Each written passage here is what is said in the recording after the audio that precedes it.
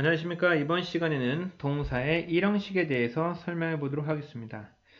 일단 동사의 형식이라는 것은 알다시피 문장의 주어, 그리고 동사, 그리고 보통 목적어 혹은 보어로 구성되는 영어의 기본적인 문장에서 이 동사에 관한 이야기입니다. 그런데 이 동사가 이제 보통 형식이라고 하는 것은 1차적인 의미가 다른 동사들이 비슷한 패턴이나 해석을 갖는 집단이라고 일단 정의를 할 건데요. 1차적인 의미라고 하면 예를 들어서 work라는 단어가 여기 있는 work가 일하다라는 뜻이잖아요. 일하다라는 뜻에서 다른 의미로 확장이 되고 그리고 그럴 때는 비슷한 패턴 일형식 같은 경우는 특정한 패턴 같은 경우는 주어 동사 패턴과 주어 동사 수식어 패턴이 있거든요. 이런 비슷한 패턴으로 쓰일 때 해석도 변화하는 하나의 그러한 집단을 이야기하는 겁니다. 이 형식 같은 경우는 다음과 같은 정의가 확실하게 드러나진 않지만 이 형식부터 O 형식을 끝까지 시청하시면은 아무래도 이 패턴이랑 비슷한 패턴과 비슷한 패턴에 따른 해석이 달라진다는 것을 충분히 확인할 수 있을 겁니다.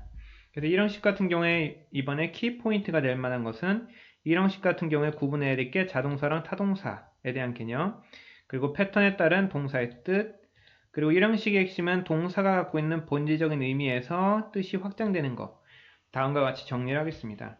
일단 여기서 말하는 자동사랑 타동사의 개념은 우리가 아까 전에 말씀드렸듯이 주어, 동사, 목적어가 기본적인 구조인데 영어에서 주어와 동사만으로 문장이 되는 즉 자동사들의 문장 구성 다음과 같은 이 자동사로 구성된 문장이 있겠고요.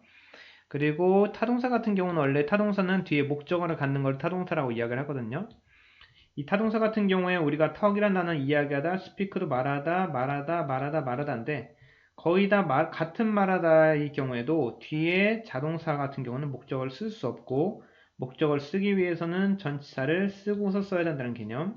그런데 타동사 같은 경우는 나중에 삼형식에서 배우겠지만 타동사 같은 경우는 주어, 동사, 목적어로서 문장이 완벽하고 뒤에 목적어를 바로 쓸 수 있다는 개념. 이게 자동사랑 타동사를 구분해야 될 점이고요. 그리고 이 형식에서 동사 같은 경우는 다음과 같이 appear부터 belong to라는 동사들이 있고요. 그리고 특정한 예시를 몇 개를 들어보면은 work란 단어가 우리가 작동하다는 뜻, 혹은 효과가 있다는 뜻이 있거든요. The clock doesn't work. 그 시계는 작동하지 않는다. 일하다라는 개념에서 상황이 바뀌어서 작동하다는 뜻으로 새로운 의미가 확장이 되는 거죠. It doesn't matter.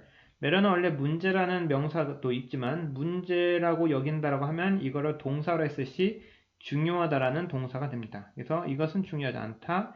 If she leaves, 그녀가 떠나면 The steady effort pays off in the end. 그 꾸준한 노력은 pay라는 단어는 원래 지불하다라고 해서 목적어를 쓰고 뭐뭐에 대한 가치에 대한 값을 지불하다 라는 뜻이 있지만 pay off라는 단어는 그 꾸준한 노력은 값어치를 한다. in the end, 결국에라는 표현이고 pay에다가 off라는 전치사 혹은 부사를 써가지고 특별한 의미를 부과합니다.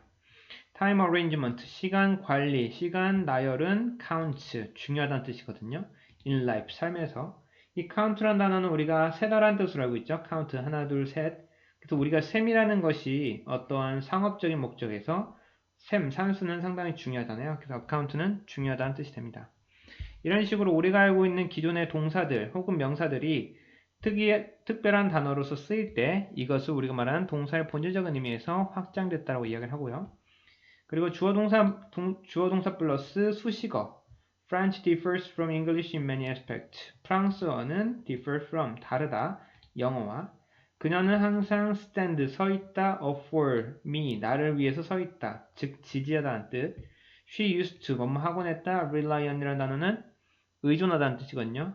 그녀는 의존하곤 했다, 나에게 when he did hard works. 그녀가 힘든 일을 할 때 나에게 의존하곤 했다. 다음과 같은 어떤 우리가 수거적인 표현이라고 이야기할 수 있긴 하지만 어떤 동사에다가 전치사가 포함이 돼서 새로운 의미가 탄생되는 것. 이러한 구조, 두 가지 구조가 있습니다. 그리고 팁으로 말씀드릴 거면은 대부분 동사들은 자동사와 타동사를 함께 갖는다. 즉, work란 단어가 걷다라는 뜻도 있지만 여기서 걷게 하다라는 목적을 쓸 수 있는 타동사로도 쓰일 수 있고요. 그리고 자동사는 수동태가 불가능하다는 게 핵심입니다. 자동사는 원래 우리가 주어 동사 목적어라는 문장에서 이 목적어가 주어로 가면서 비동사 플러스 pp라는 수동태를 만들게 돼 있는데 목적어가 없는 원래 문장에서 당연히 수동태는 불가능하죠. 근데 가끔 the war was happened 그 전쟁은 일어나졌다라는 이런 패턴으로서 수동태로 잘못 쓰이는 패턴이 있기 때문에 다음과 같은 패턴은 틀리다라는 걸 알고 있으면 좋겠습니다. 이렇게 해서 일형식에 대해서 알아봤고요. 일형식에서 여러분들이 갖고 있을 자동사, 타동사, 패턴에 대한 동사의 뜻, 그리고 본질적인 의미와 확장을 잘 기억하시기 바랍니다. 수고하셨습니다.